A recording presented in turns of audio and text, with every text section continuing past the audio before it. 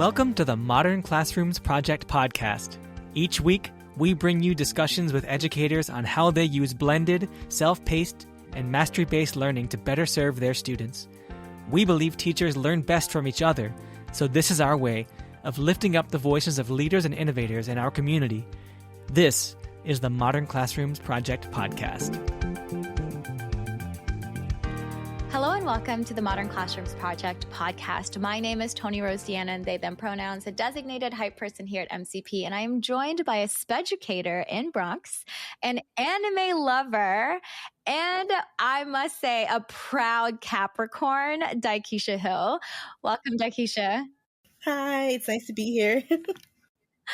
Yeah, I remember our conversation in one of our Shades of Excellence Alliance meetup where you were like, I'm a Capricorn. And I was like, ew, that's gross. And I was like, oh no. You were basically like, which Capricorn hurt you? We're not all bad. Yeah, who hurt you? It wasn't me. It definitely wasn't you. And you were like, no, here are all of the strengths of Capricorns. And I was like, okay, maybe you're shifting my brain a little bit. So thank you for that. You're very welcome. It's really exciting to be in this space with you. And thank you so much for saying yes to the podcast. And so before we get started, this is a question that I love asking our guests because we want to start with what is bringing you joy currently, right? To kind of get us grounded on joy. And it kind of sets the tone for the remaining of the recording. Well, right now, what's bringing me joy is that we have a class trip happening on Friday, and it's a great way of like capping off the week into, Monday, which is no school, which is like, yes. I'm working on some art orders as well, because if you didn't know, I also have my own art business, so I'm working on some orders. Yes, I saw that Etsy girl. I was like, okay, we love that. So kudos to you for continuing to be creative and playful and doing all the things that bring you joy. Thank you so much for sharing. So Dykeisha, tell us more about who you are and how you started your MCP or your education journey, whichever one you decide to share with us. Okay. Well, as an educator, how I started my journey was that I actually didn't want to be a teacher originally. My goal was I thought I was going to be an animator at Disney, and that didn't pan out. And then I was like, oh God, I don't have a job. I have this diploma, this degree. I have this degree. What am I going to do with it? And my mom, who is my biggest supporter, was like, no, get your butt up. Go out there, find something. And she's like, why don't you just be a teacher? You're good with kids. I did SYP program when I was 14 and 15. And I was like, you know what? Okay. So I did city year because that's how I actually started my education journey. I started city year for a year. And then I got into the Board of Education like right after. So instead of me going to the graduation for city year, I went straight in grad school. And then I did 2 years middle school, self-contained, 12 to 1-to-1 and 12 to 1. And then my second year I did ICT. That was at Albert Einstein. Shout out Albert Einstein. And then I was let go, unfortunately. And this is where, again, my mom comes in. And I was so nervous going into that room where, like, you have to give your resume and you have to figure out what school you want to go to. Because I'm like, okay, I'm not quitting teaching. And I was crying. I was like, Mom, I can't do this. I don't want to do middle school. I have one more resume left. And she's like, go.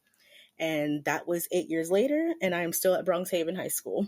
So Okay, we appreciate you sharing that story. You know, it's interesting because our co-founder was also went through city year, and that was how he got into education. And I worked with a good amount of city year folks in my classrooms, and I loved having city year, which is like an extra adult, an extra hand in my classroom, and it was really, really great. So thank you for your service with that. You know, I was also thinking about this you wanting to be an animator for Disney. How cool would that have been? And I also know how difficult it is to be an animator. Yeah. I would have probably been one of the animators sleeping under the desk because if you know anything about the animation world, the art world, especially with like those big companies like DreamWorks, Disney, you do something that's like your own thing, and they kind of like, yeah, we're gonna take that. You can't do, no. And I've been like, do I want to give up creativity for business? And I'm like, no. So in a way, I'm a little bummed that I never did that, but I'm also kind of glad I'm still a teacher, because I still get to teach art, to my students, and my love of anime, and they call me the anime teacher. They're like, yep, it's her. I'm like, welcome. Oh, Let me tell you about an anime here. yes, yes. And You should see my classroom. oh, you have to send me pictures because I'd love to see that. Yeah, it's all anime. It's all anime figurines, anime. During not a prep period, but like the students' lunch, some of the boys and some girls come in and they're like, "Miss, what are we watching on Crunchyroll?" I'm like, I don't know. What anime do you guys want to watch today? And we'll have debates on like who's the better anime character, and it's like, yeah, it's fun.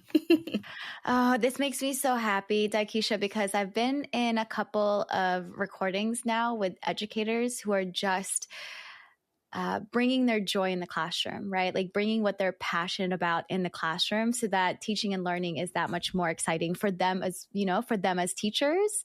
And of course, our students love seeing us excited about the things that we're excited about, right? It kind of humanizes us, or it definitely humanizes us. And so that's really dope that you're bringing in anime, because that's something that you really love.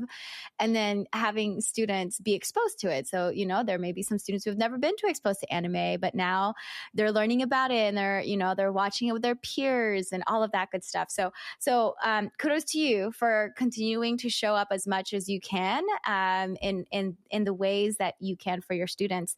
So, you mentioned that you were a self-contained educator, and then you mentioned the acronym ICT. Now, I understand education has a lot of acronyms. So for our listeners, also asking for me, what does ICT stand for? So ICT stands for Integrated Co-Teaching. And what that is that instead of one teacher in the room, there's two teachers in the room. So there's a general education teacher who usually has the license for the specific content, and then there's a special education teacher.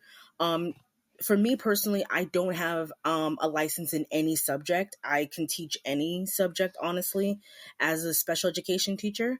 I just chose ELA because, I have a background in ELA and US history, so I chose those two to do. The thing is that usually with an ICT class, there's about 50% non-disabled and 50% disabled of different various backgrounds. So like, for example, when I did middle school, with self-contained, meaning there was like 12 kids in one class. They would follow each other. There was usually a class para, or a personal para, or a personal para aide. So I did that for 2 years. Well, for a year actually. I did 12 to 1, which was like two paras. One was a class para, one was a self para, like to a student, and then there was a 12 to 1 to 1, meaning there was me, the kids, two paras, and another para, and they would follow each other around. So that's pretty much what that was like. And so I have a follow-up question, because that's a lot of collaboration and communication with the adults, Yes. right? How did you manage that? How do you make sure that communication is transparent? How do you make sure that, the skills that are being taught are clear for everyone involved? Well, what I will admit, my first year teaching was definitely a little rocky because I had to acclimate to the culture. There was a lot of negativity around the special education department, like, oh, you have that class, or oh, you have those students, and it's like, you mean this student's name I have, or this student's name? And over time, I learned that they didn't need a hero, because I definitely came in with a hero complex, like, oh, I can save them. Most of these kids are kids of color, and I'm a woman of color, so they'll see me, and it's like they don't need that. They just need someone consistent. So to go back to your question of how I maintain, behavior and expectations, was that I literally just told them straight up. I said, when you leave middle school, you go to high school, and whatever you guys do afterwards, you're gonna have a lot of people who look at you like a number. You're gonna have a lot of people who look at you like, oh, you're a Black man, you're a Black woman, oh, you're this, oh, you're that, oh, you're the stereotype. So I said, I will never look at you like that. We're going to learn how best you learn. If you're a visual learner, we're going to give you the visuals. If you're an auditory learner, there'll be times where you can, read the book and listen to it. If you're tactile, you need to touch, sometimes I'll give you fidget toys and give you a brain break. Because, we tend to forget that our students are kids first before they're, students. These are children whose lives, we have in our hands. And then that's when I started getting a rhythm, like, okay, when you guys are not doing what you need to do, I'm going to be straight with you, disappointed. And I think that's what made them like, okay, because they didn't want to be a disappointment to someone that believed in them for the first time, which is unfortunate for our special education students in general, that they feel like they're not heard. And I hope, later on in my career, whatever that happens, to just change that. Like, special education students are special because they learn different and they're awesome, and we all learn different and we're all special. So I hope, going forward in my career, that I can do something with the curriculum and make it accessible to all students, regardless of their background. And it's such a great reminder too, what you said about the hero complex, right? Because typically teachers go in there, especially in their first year, thinking, oh, I'm gonna be a hero for all the kids, right? Because I definitely had that mindset too, going into Baltimore City schools, because, okay, Dykeisha, this is real embarrassing to admit. But do you know that movie Freedom Writers? Yes, I do. I was a huge fan of Hilary Swank, and I thought I could do what she did, right? And there's a lot, yeah, I know. It was real problematic. It's a whole white savior complex. And then, like you said, a hero complex, right? And so I was thinking in my head, oh, I can do this in Baltimore City, and then really not understanding the community. So I was humbled very quickly. And that was a hard lesson for me to, like a hard pill for me to swallow, of like, wow, I had all of these like misconceptions that the kids need me in this way, when in reality, like you said, students need me to be consistent. Students need me to respect them, to get to know their stories, to love on them as human beings, as opposed to just students, right? And thinking about like success rates and all of that good stuff. So thank you for naming the fact that there is a lot of negativity and even like our inner beliefs and values when it comes to students with IEPs and 504s. Yes. So, I'm curious, because I've often, heard some educators as well that some people start off as paras before they're like, oh, I actually really like being an educator, right? And so how did you navigate having paras in your room, right? Starting off with self-contained and you had paras in your room, and then shifting to now I'm working with a gen ed teacher. Yeah, so definitely it was an eye-opener, coming from City Year, where I was exposed to IEPs, 504s, special education meetings. It was definitely like, okay, I have to share the room, like, yes, it's me as the teacher only, but I have to share a room with two paras who the kids already get along with. They already have a relationship with them. Both the paras were very nonsense, like they were like, nope, we're shutting this down if they see behavior issues. No, but they were really cool. They actually really helped me to acclimate into the culture really quickly. They told me a lot about the students. One of the paras, her name was Ms. Montanez. She had this folder of like all the kids, of like what they liked, what they didn't like, parent information, siblings if they had it, things that worked in the past, things that didn't work in the past. And that actually helped me as a special education teacher to have data. Data is so important, especially for a special education teacher, because it's not just the IEP we're looking at. We're looking at behavior. We're looking at emotional stuff. We're looking at things that happened in their previous school, like, teachers who maybe weren't so kind to them. And, there was a student, for example, who was autistic, and it was my first time teaching an autistic student. And he liked to break things. If you give him a pencil, he broke it. But I realized, I said, okay, he's a tactile student though. Like, yes, he's breaking these pencils because that's, the tick that he has, but he's tactile. And I remember this lesson vividly. We did, I was teaching them about the Industrial Revolution. And I was like, how am I going to get these kids who could care less what's going on in England and the United States to get them to care about teamwork? And I said, you know what?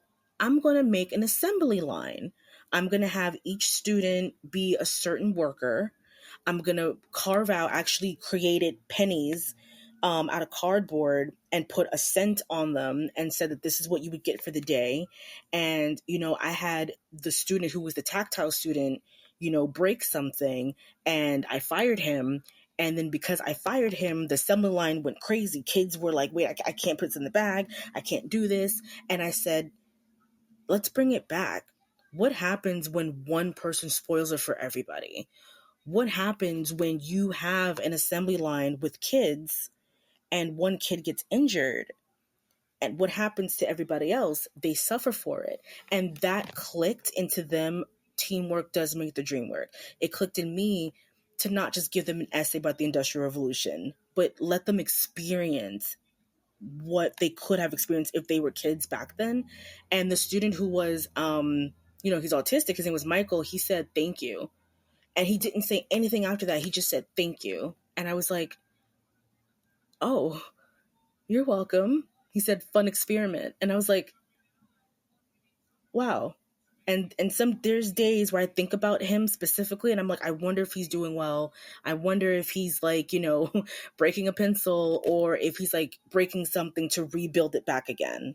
So that's pretty much my experience with, going from self-contained to like general education to like ICT.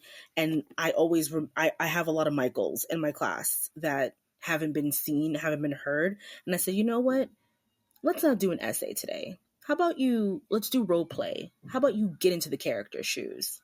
And they just look at me and say, thank you. And it's teaching is a thankless job. You know that. So to hear a student tell you thank you for doing a lesson that let them be seen.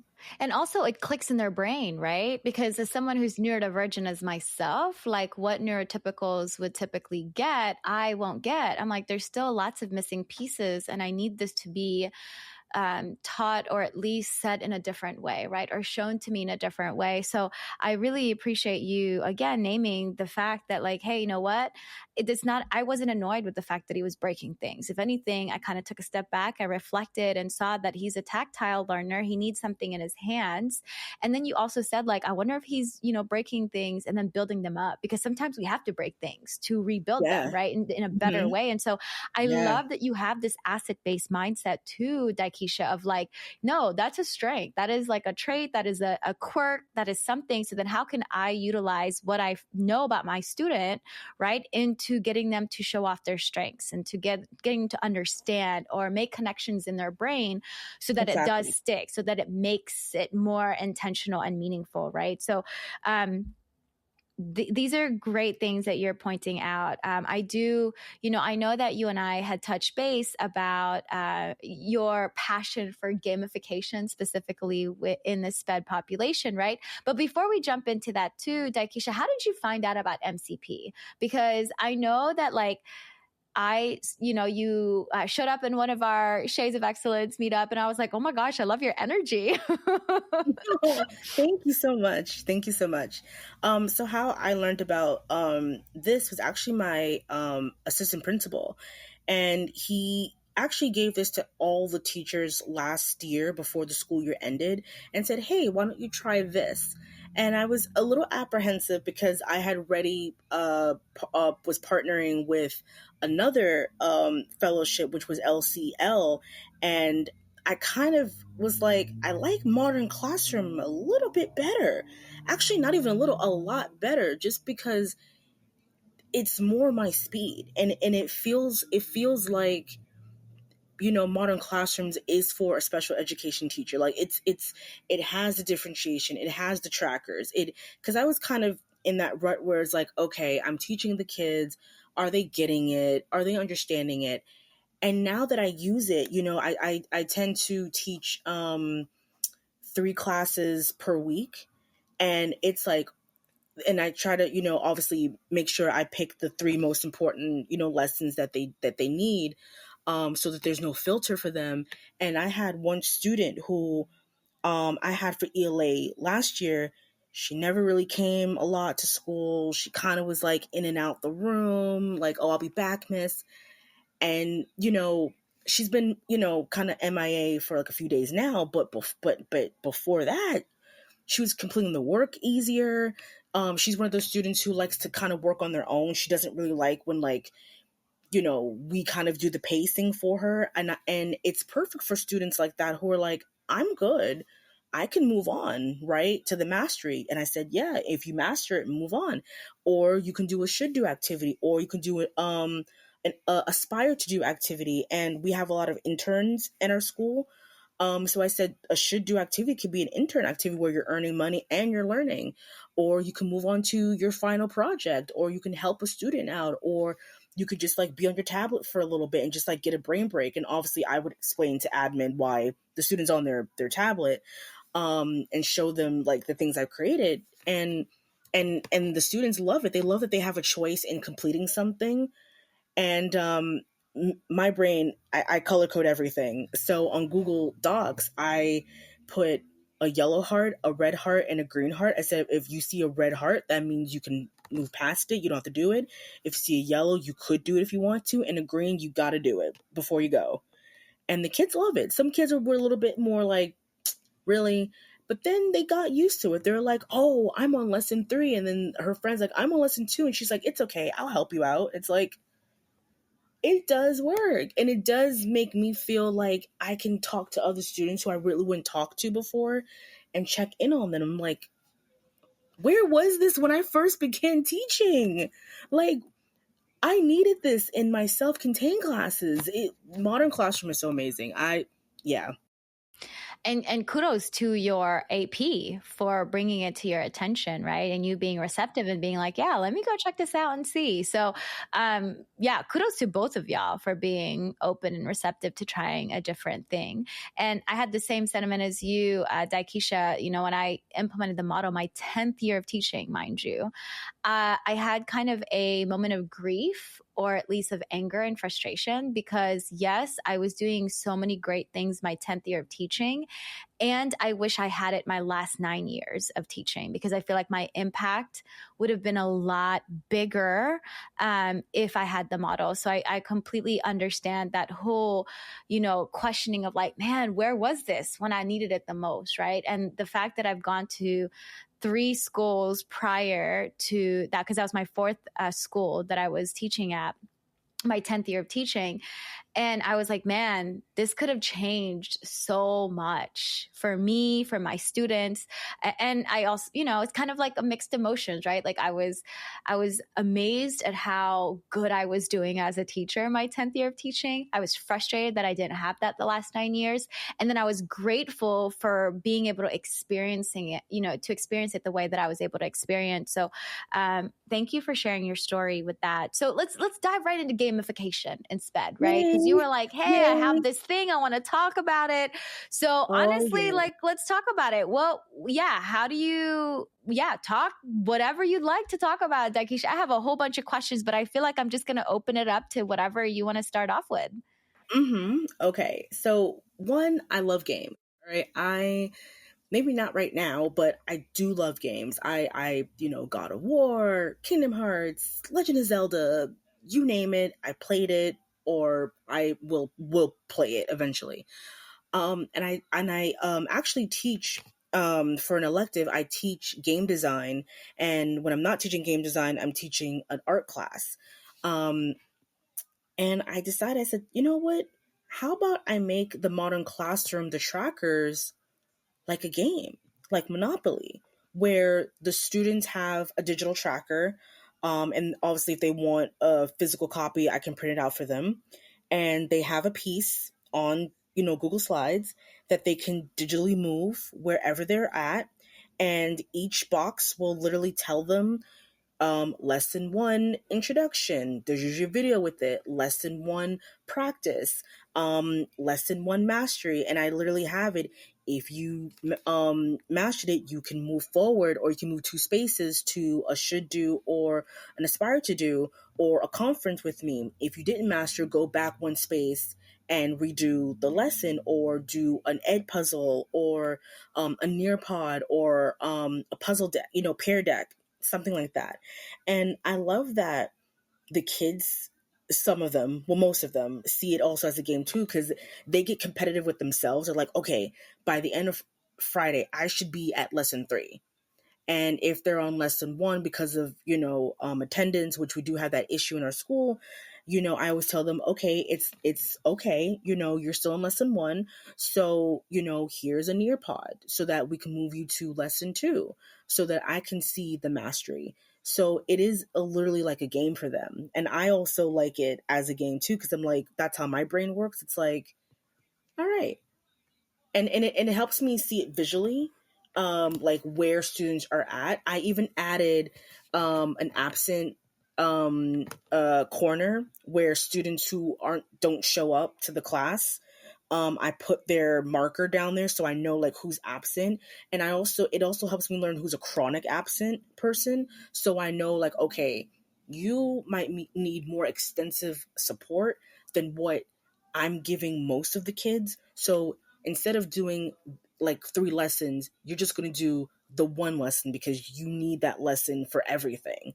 And it helps. It does help the kids who are more prone to like not come all the time, and they still see it as a game. You know what I mean? So it's like the students at level 3, the students at level 1, the students still at the menu, you know, too. And it's really fun. It makes me feel like I look forward to next school year when I might, tweak some more things with, a modern classroom. Since this is my first year using it, I'm definitely like now used to it now. And I have some ideas for next school year. Oh, I'm so excited to hear that, because I know when I talk to educators too, right? They're like, oh, well, man, next year is going to be so great. I'm like, oh, I love that we're already planning for next school year. Oh yeah. Oh yeah. In my head, of course. In my head, of course. Not on paper yet. Yeah. Of course. Like that's Yeah. where all of our great ideas are anyway, right? It starts in our brain, and then we start writing it out and making it actually happen, which I'm so excited, because then what that makes me, the reason why that makes me so happy to hear is that I'm like, oh my gosh, you're going to stay 1 more year. That's really great. You know what I'm saying? Because it's like, it's so hard for teacher retention now and to make teaching sustainable. So to hear teachers get excited about what they're going to do next year, I just know like, this model really is bringing so much joy for people, for our teachers. And just the fact that there's the excitement that the school year hasn't even been over, but then there's also this excitement of like, oh, next year, this is how I'm going to do it differently. And I just really love that. Another thing that I heard you say is the absent corner. And in my head, I was thinking, wow, what a great visual for the teacher, right? To see like, oh, these are my students who are absent. It's very quick. And it's also in your face a lot of the times. I know prior to implementing this model, Dykeisha, I was so stressed about absent students because I knew that I had to catch them up. And I was like, I don't have time to catch them up. I have to go to this lesson now. And it's like, I don't know. And it's like, I don't, and then it's unfortunate, like they fall through the cracks, and they just like say, well, if I'm failing right now, I'm just not going to come at all until like literally next school year. And then, and unfortunately, the kids who tend to be absent a lot are my SPED students, like special education students. And it's like, no, how do I get you to come to school and at least want to come to school? So instead of doing like, the boring stuff, I'm like, you know what? Like my first period class, we're doing the hero's journey. Well, we're doing the anti-hero right now because we finished the hero's journey. And I'm like, you know what? We're doing the anti-hero, and I'm going to use Deadpool and sometimes Batman and Harley Quinn because I love those things. And that gets a lot of the kids like, oh yeah, there's an anime that like has the anti-hero. And I'm like, now apply it to the, your work. And they do. And then they start coming a little bit more. Like I had a student who, unfortunately, now he's starting to come more, and I wish that he was coming in a little bit earlier before, because then it would have been like, it's not too little too late. I'm proud of him for coming in, and I'm gonna tell him, I said, I'm proud of you for coming in now, and I said, the grade that you have, right? And I said, right now it is game over. But, we can take that cartridge out, blow it again, turn on our, Nintendo 64, and we're going to start a new file where you're now going to get into the habit of trying to come in at least 10 minutes before, the beginning of the period so I can work with you more. And he said, I got you, miss. And it was like, and sometimes it only takes that, right? That yes. That one-on-one check-in with the child to say, I see you, I care about you, and I want you to show up. What can we do to get you to show up? And you messed up before. I'm not going to make you feel ashamed or make you feel bad about it. We're just going to start over. We're going to start over. And that is okay, right? Just acknowledging and then hyping them up and then building up that confidence as well. And just showing that you care, right? And it's so interesting. Like, it's so important, especially for our students who are struggling with school, because school is hard. Hey there, listeners. This is Zach. I've got some announcements for you for this week. Do you want to start building your own modern classroom and work one-on-one with an expert educator? If you're in Chicago, St. Louis, Alabama, or any of the districts we're partnered with, you can sign up now for the Virtual Mentorship Program. The next session runs from October 20th to January 19th, and the whole program is virtual and self-paced. See if there's an opportunity in your area by going to modernclassrooms.org/apply-now. That's modernclassrooms.org/apply-now. Looking for virtual connection? We've renamed the Implementer Meetups to the CoLab.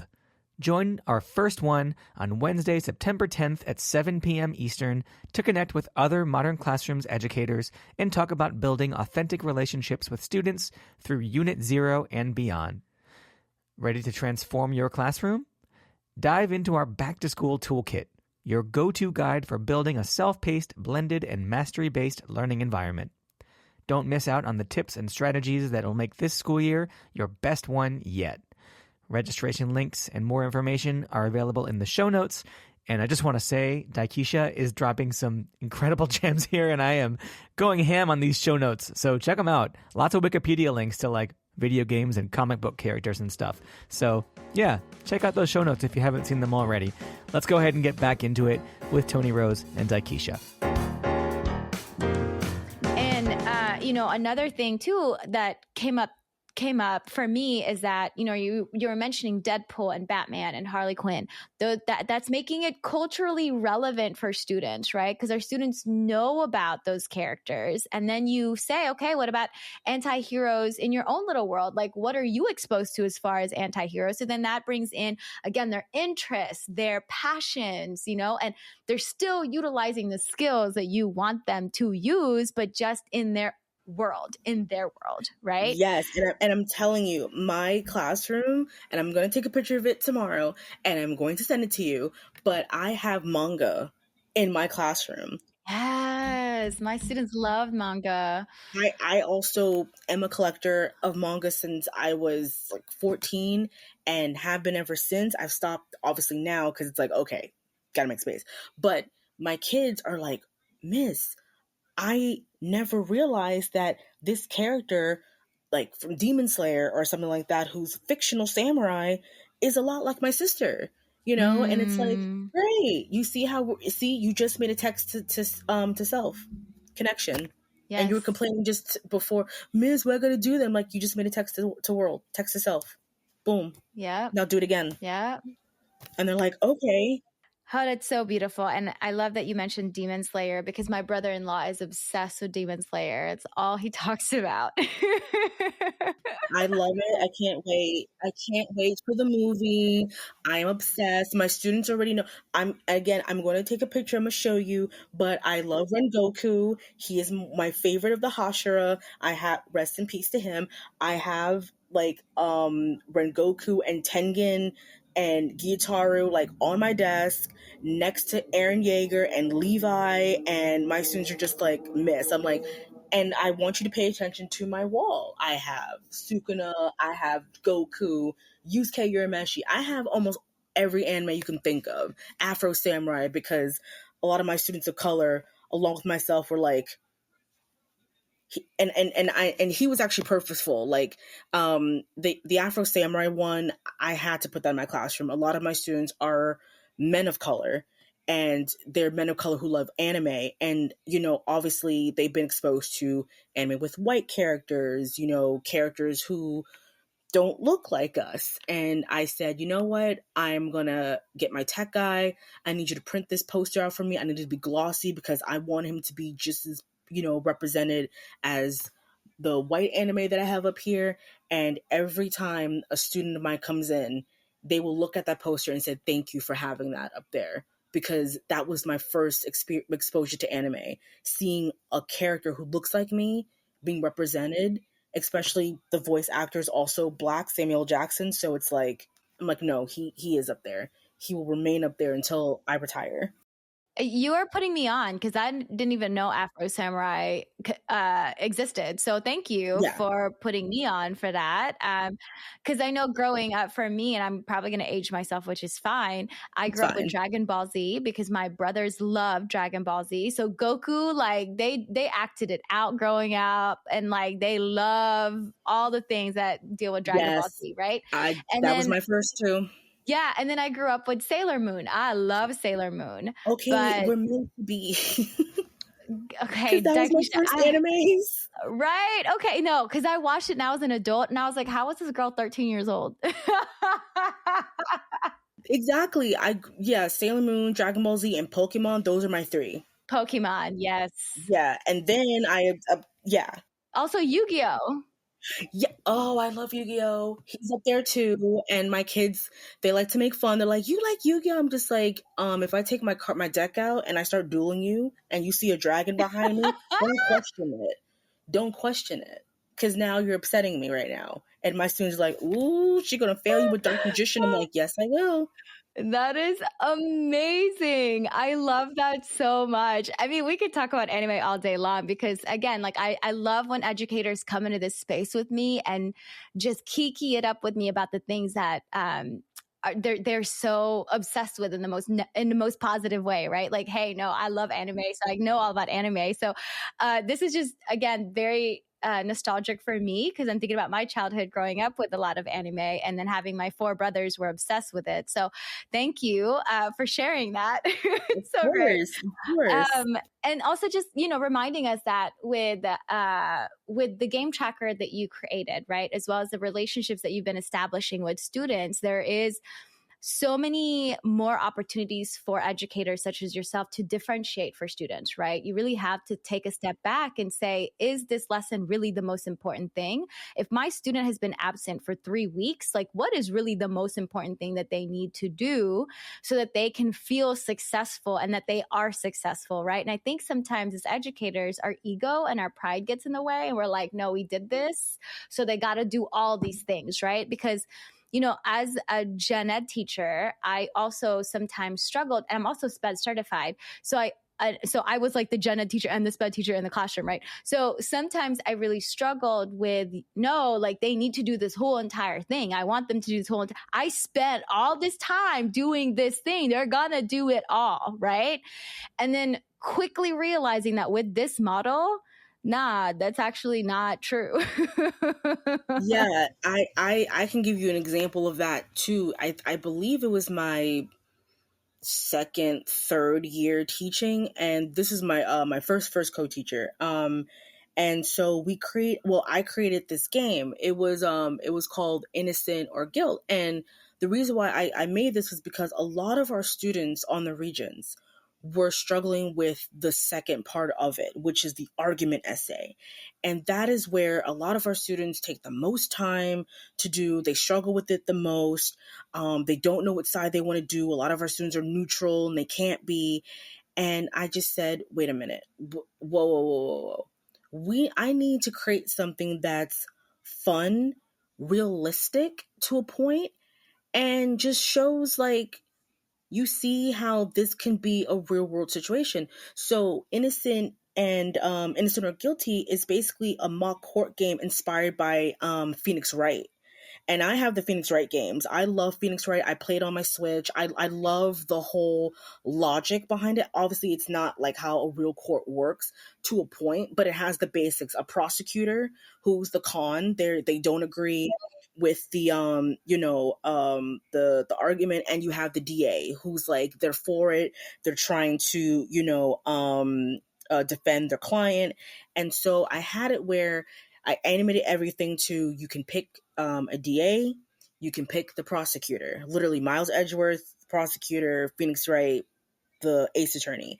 They both have the same court cases, but how you approach them is based on the profession. So if you're Miles Edgeworth, you have to, be against the argument. And for some of my students, I added videos. I added where you can click this button and it would take them to another slide. I even said, this is how a real court works in different countries. So if you click different countries, you can see that's how a court system works in India versus, England versus, American justice system versus Asian, so that way they can see, like, even though some things are different in different cultures, the thing is that innocent until proven guilty, the prosecutor's always con, the DA's always for, but they tend to work together.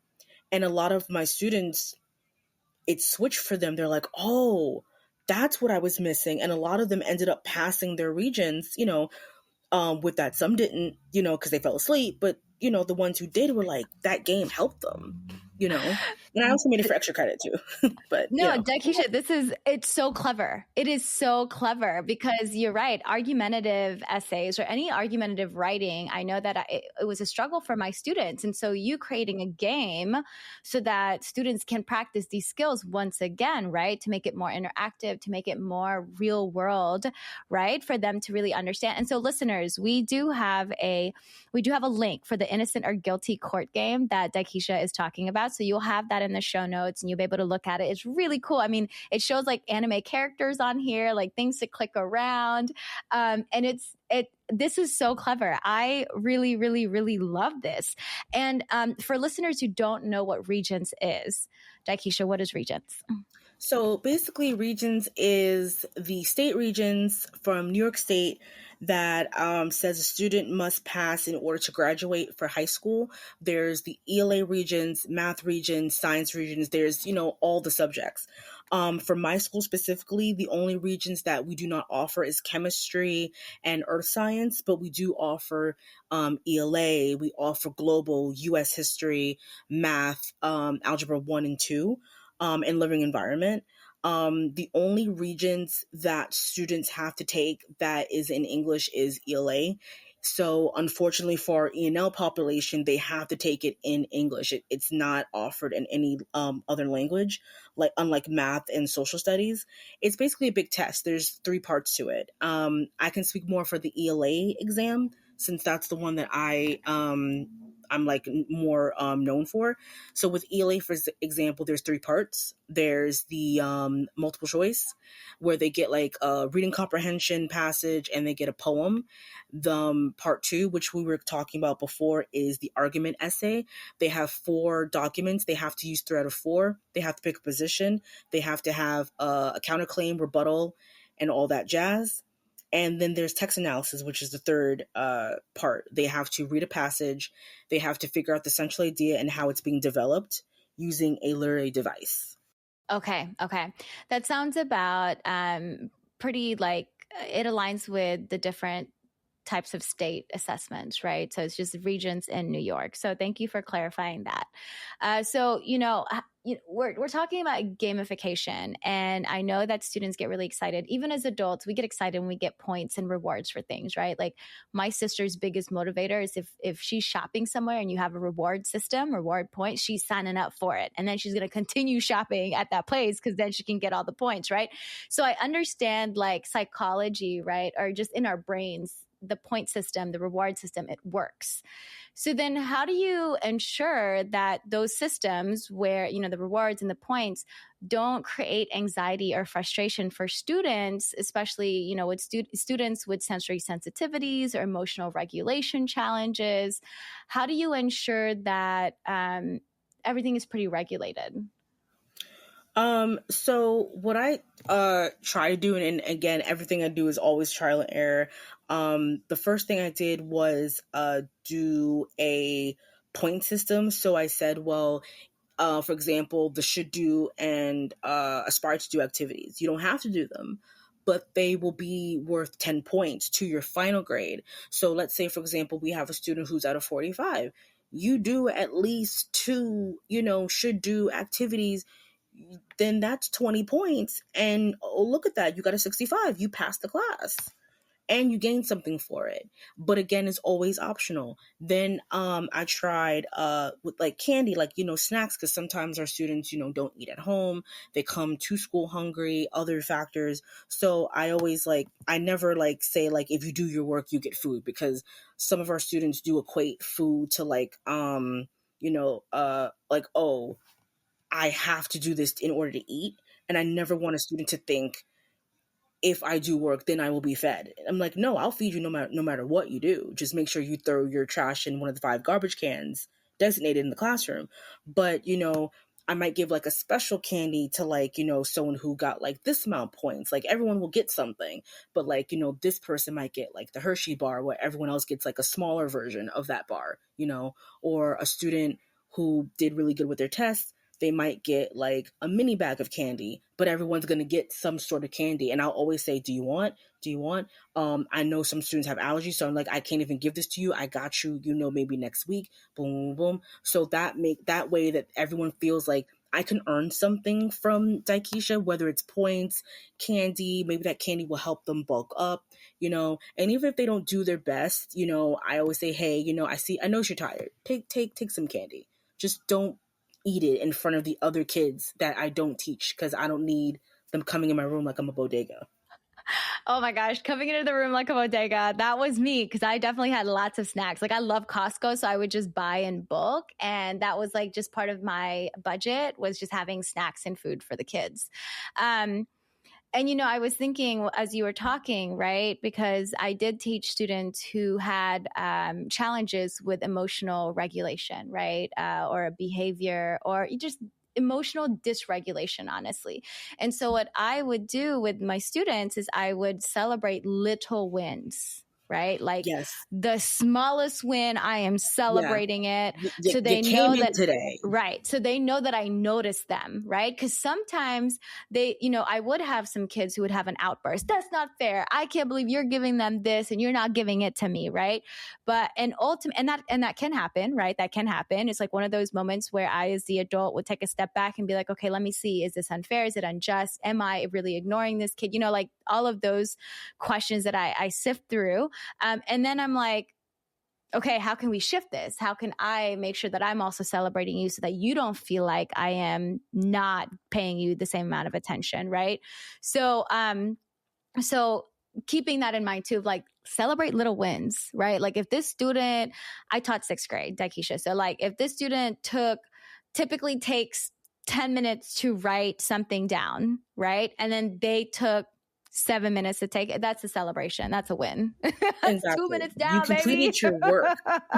You completed your assignment. And it may not be the best thing in the world, but they did it. So I'm going to celebrate the fact that they did it. Now we're going to have a conversation about, mastery and understanding the skill. But hey, first, effort, we're celebrating it. That is great. Thank you for trying. I appreciate that. Right. So again, I literally did with a student today. Right. And I think it just depends on the students, right? Knowing the IEPs, knowing what the accommodations are, understanding that students are more than their accommodations in their IEPs. That's another thing that I want to remind our educators too, of hey, they are identified as blank, but that doesn't mean that that is their full picture. Mm-hmm. That it doesn't mean that you cannot do certain things because you have misconceptions about what a student who is identified that way could and could not do, right? So just as a reminder too, that it's good to know our students as human beings. So thank you for sharing that, because there's a whole thing of like intrinsic and extrinsic motivation, right? The intrinsic of like, I want to learn because I'm having a good time. Extrinsic meaning like, oh, I'm going to get a piece of candy. Sometimes you got to do what you got to do, right? Like we can't every day have intrinsic motivation. And I literally try to tell them that, like, look, not every day I'm going to have candy. So, there's something else that, it has to give, and some of them are like, no candy. And I'm like, look, do I look like the bodega to you? And they're like, yes. I'm just like, all right, smarty pants. So we're just gonna figure out something else. Maybe that might be extra points on an assignment, or for a student who may like not come all the time, like you said. You know what? I'm gonna take the lowest assignment that you've done so far that's not locked, and just ignore it. Like we're not even, looking at that. And sometimes that actually is what boosts their grade too. And they're just like, oh my God. I'm like, see, so rewards don't always have to be something that you eat. It could also be something that helps you. Like you can get a second chance, but you have to take it. Don't take advantage, we have to take it, Yeah. And it's that feeling too, right? Like, do you feel good? Do you feel happy and confident and successful in doing the task and showing that you've mastered the skills, right? That in itself continues to be a motivator for our students. Once they feel that, right? Once they feel that they're valued, they're seen, they're cared for, and then they're celebrated when they do little things, like, man, that feeling, they will not want to disappoint you. So that I love that. So, before we get off, I do have another question for you. How do you balance the fun and engagement of gamification with the need for structured, explicit instruction that many students in SPED require? Because I know sometimes it's like, oh, fun, fun, fun, fun, fun. Are they really learning this? How do you make sure that you have a balance of that? So what I tend to do is so for our school, we have benchmarks that happen every 3 weeks that shows mastery. So I tend to kind of put the fun in the benchmarks, and I tend to put like what they need, the explicit instruction, in the actual lessons. So like lesson 1, 2, and 3, for example, their first lesson was understanding what the anti-hero is. That was lesson 1. Lesson 2 is, okay, now that you understand what the anti-hero is, we're going to do a 3-read protocol. We're going to read The Use of Medicine by Joe Menno, and we're going to use what we know about the anti-hero to ask ourselves, who is the anti-hero in the story, and how do we adapt it to our own lives? So first, you got to know what the anti-hero is. We watch a video, we see Deadpool, Vegeta, Batman, Odysseus, things of that nature. Okay, perfect. What do you know about the anti-hero now? And then the second lesson is like, okay, the second read of the story is now the characteristics of an anti-hero. They have to be sympathetic, they have to be redeemable, they have to, have a turning point, they have to be selfishly motivated, they have to be complex. They're not like Captain America, who's like altruistically good, and they can't be like, the Joker, who will kill you without batting an eye. They're like the Deadpools, let's think about a historical person, maybe a war veteran who kills, but didn't start out that way. And then the third lesson is like, now you're going to create your own anti-hero. So I always try to do it sequential order. And then the benchmark is where the fun happens. It's like, okay, now that you know what an anti-hero is, you know how to spot one. Now you're going to take your anti-hero that you created and write a story based on them, right? And I love that. Yeah, and it could be visual. It could be, if you're a tactile student, it could be like a game that you create based off them. Or if you're more visual, it could be like a Google slide. Or if you like to write, it could be like an actual Google Doc. So there's different ways that the kids can approach that same benchmark that not only speaks to them, but it's like they got the seriousness of it out the way, and now they can take what they learn and apply it to the benchmark. And that's also building on motivation, right? Of, hey, you know what? Let's learn about the skills. Let's learn about the different things. And then you get to apply those skills into something really, really creative, something that you're really passionate about. And it gives us something to look forward to, right? Like, oh, I know I got to do all of this. And then once I have it, then I can go do all of these things. And That's so great. I love that you were like, the fun is actually in the benchmark and not the other way around, right? Because typically I hear the fun is during the lessons, and then the benchmark is where it's like, now you got to sit and write an essay, you know?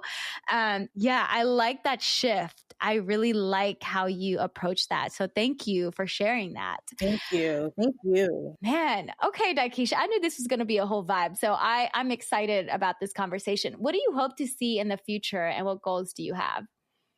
I definitely see myself still teaching. I still see myself with a business, but in terms of like education, I definitely see myself either staying as a classroom teacher or staying a classroom teacher and writing curriculum. I'm very, very much interested in like writing curriculum for gaming because I don't see it often. I actually have a gaming book that talks about gaming in ELA, and they actually mention like My Hero Academia in one of them, and I'm like, oh, give me that book. So like at some point, I definitely want to learn how to do curriculum writing and like, you know, teach other teachers how to use games in their classroom.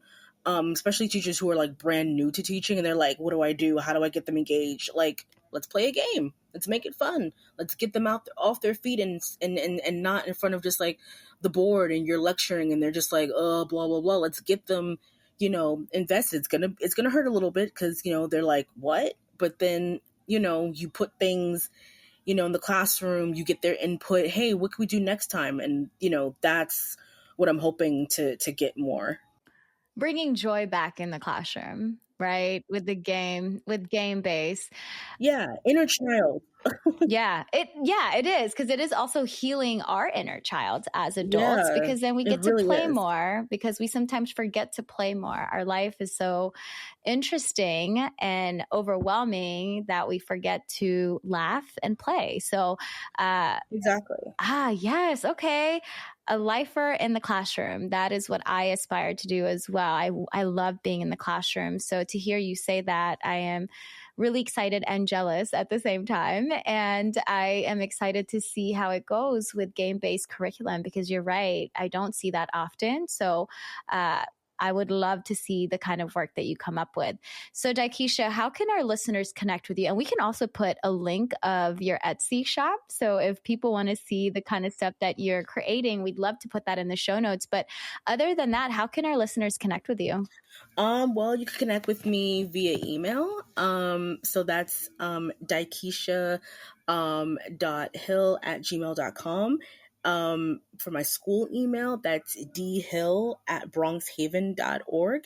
And as for my Etsy shop, you can find me as Arty Nerd Shop. Yes, we love. And we'll have all of that in the show notes as well. So you all don't have to figure out the spelling or anything like that or Google it, right? So we'll have all of that in the show notes.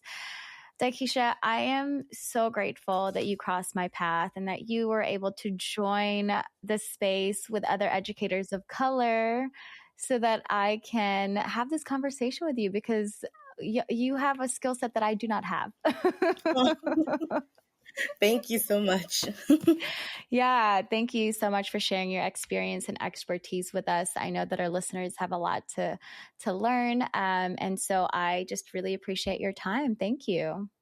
Listeners, remember you can always email us at podcast@modernclassrooms.org, and you can find the show notes for this episode at podcast.modernclassrooms.org. We'll have this episode's video uploaded on Modern Classroom's YouTube channel and transcript uploaded by Friday, so be sure to check back to access those. Also, we are asking our listeners to leave a review if this podcast has been helpful in supporting you to create a human-centered learning environment through a blended, self-paced, and mastery-based model. It does help other folks find it. Thank you all for listening. Have a great week, and we'll be back next Sunday.